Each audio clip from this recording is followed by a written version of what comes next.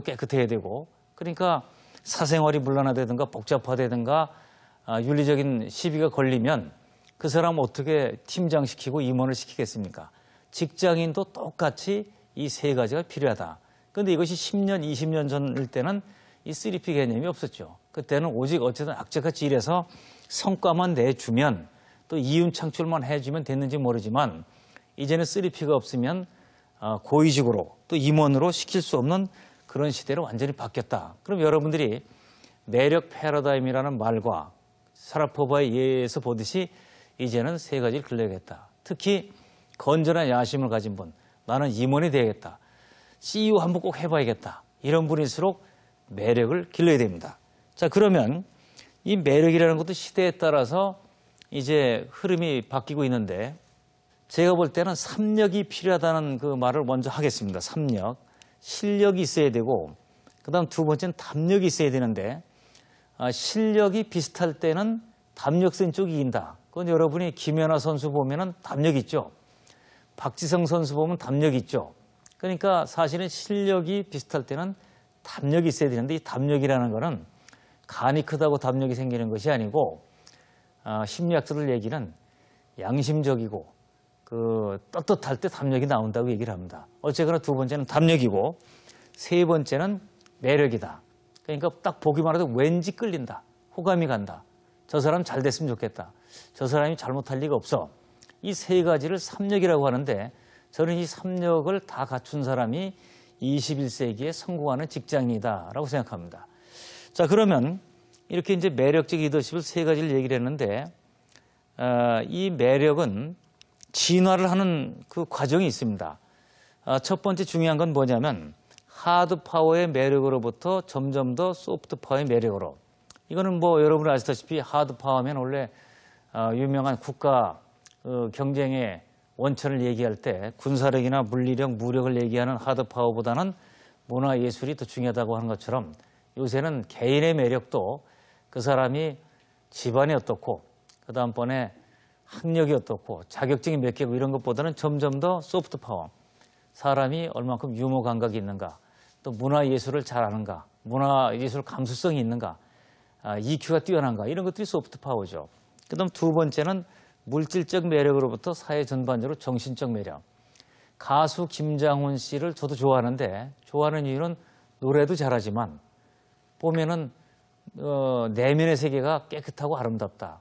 열심히 돈 벌어서 공연해서 어려운 사람들 도와주고 또 독도 지키기에 앞장서서 나서고 이걸 보면은 저는 참 마음이 깨끗한 사람 그리고 정말 진정한 애국심을 가진 가수구나 해서 점점 더 매력을 느낄 수밖에 없었습니다.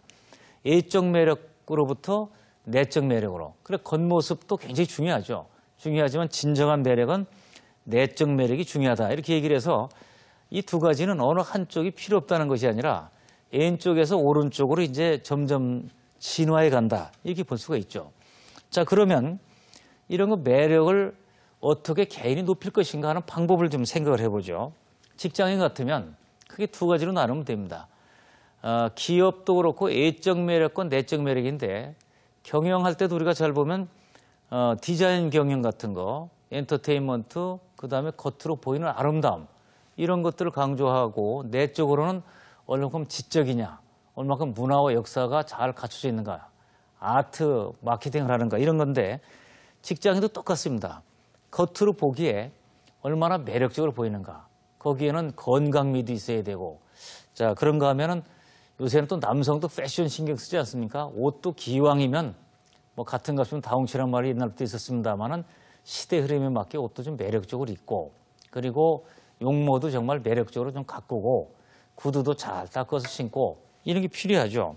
그래서 이게 외적 매력이라고 얘기를 하는데 내적 매력 중에 최근에 가장 각광을 받는 거는 제가 볼 때는 지적인 매력 또 동시에 뭐냐면 아트, 문화 예술을 얼마나 잘하느냐. 그래서 어떤 사람 보니까 악기 연주하는 것 때문에 참 매력적으로 보인다.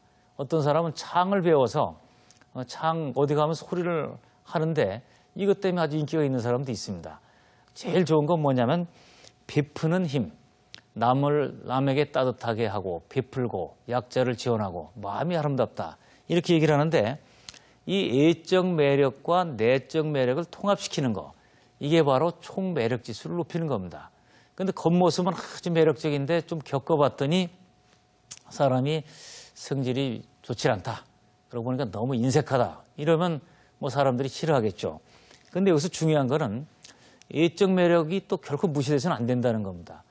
내적 매력은 겪어봐야 하는데 외적 매력은 딱 보는 순간에 결정이 나죠. 호불호.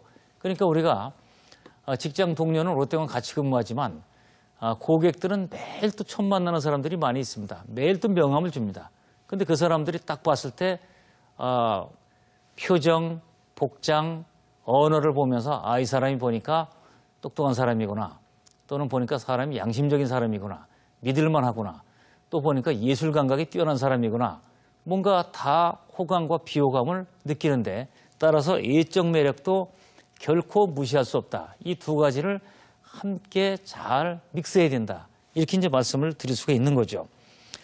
자, 그러면 이러한 그 매력을 제가 외적 매력, 내적 매력 얘기했는데 또 어떤 분은 진선미의 매력이라고 이렇게 정의하는 분도 있습니다. 인류는 오랫동안 동양이나 서양이나 진선미에서 매력을 느꼈다는 겁니다. 자, 그럼 과연 그 사람은 진실한 사람인가? 진실한 사람인가? 두 번째는 선한 사람인가? 착한 사람인가? 세 번째는 아름다운 사람인가? 진선미가 중요하다는 거죠. 그 반대가 되면 매력이 깎이는 거죠. 자, 진실한가가 아니라 매일 거짓말만 한다. 믿을 수가 없다. 그러면 그 사람은 매력이 있을 수가 없는 거죠. 착한 사람이냐, 악한 사람이냐.